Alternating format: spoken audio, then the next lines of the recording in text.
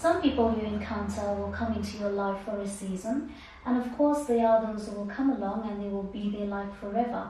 My next guest speaker is Linda Bissessar. I've known Linda for many decades, and as children we were crazy, and as adults we share even more adventures together. Linda, welcome to our talk show. Thank you, Val, for that warm introduction.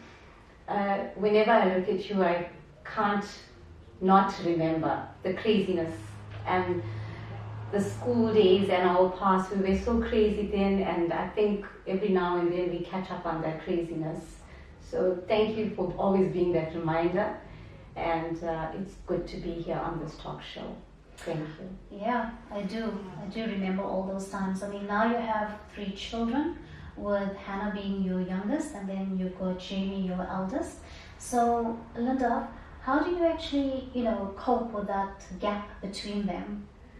The wide gap between them was and still is very challenging.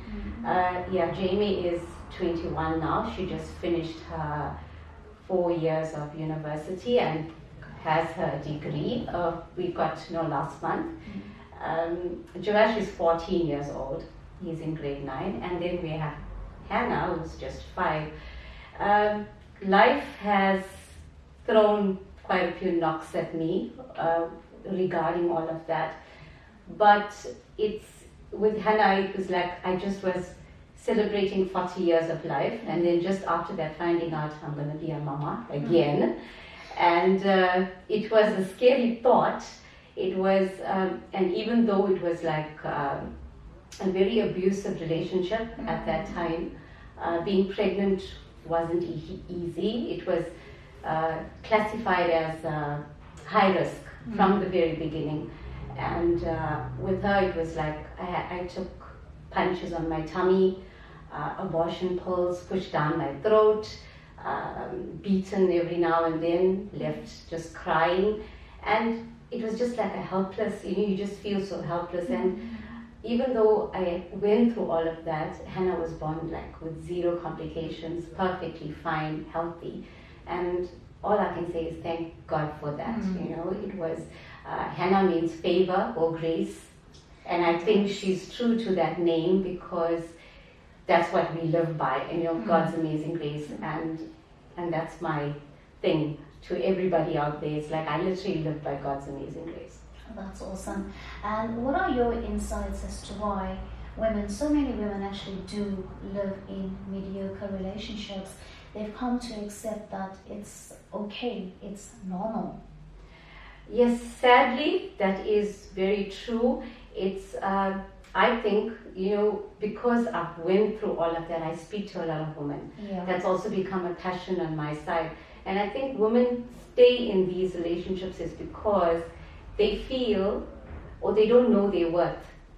They feel that, because they depend on somebody and they don't want to be alone, they tend to stay in these relationships.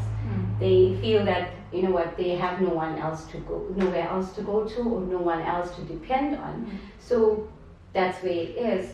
But I think that, if any woman, for that matter, no matter the status of life they are in, it's if they, nurture self-love, if they look after themselves physically, their emotional state of mind, their mental state of mind, and just, increase the driving force in them.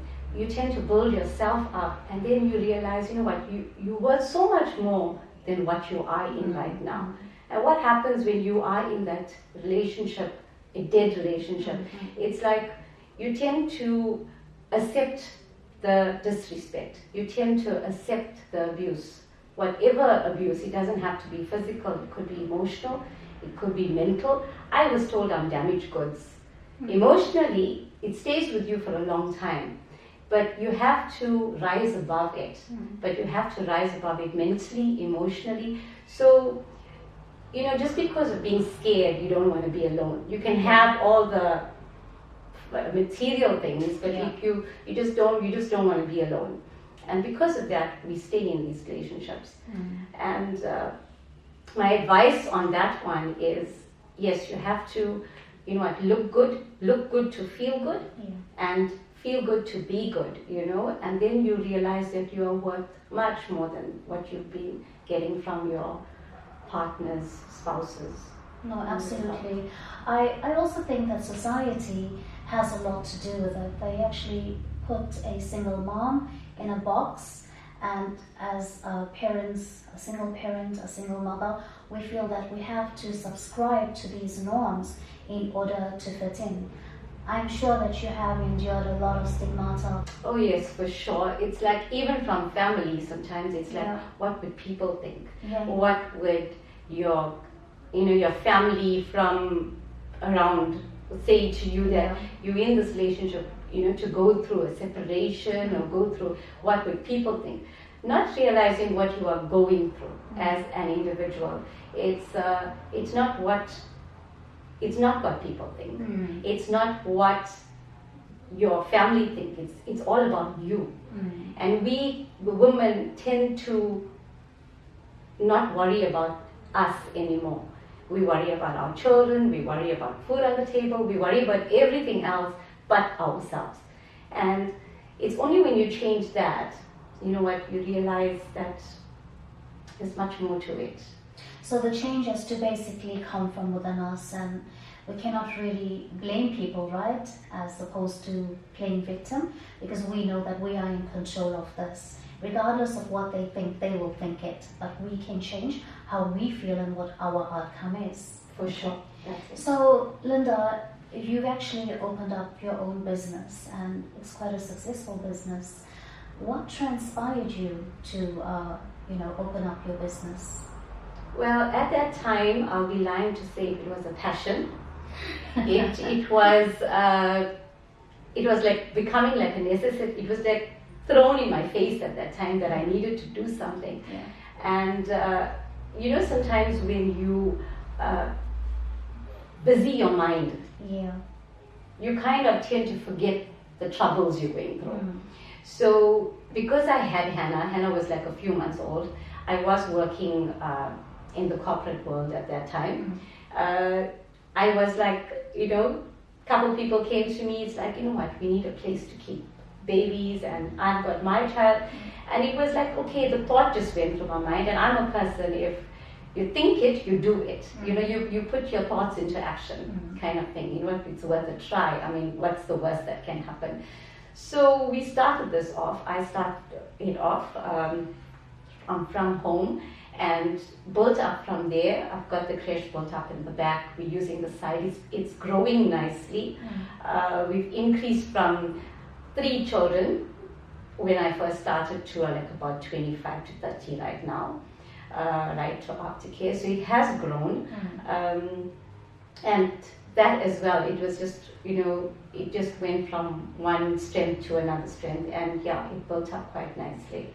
Wonderful. And what would be your advice to other single moms out there who are struggling and going through a lot of challenges and difficulty?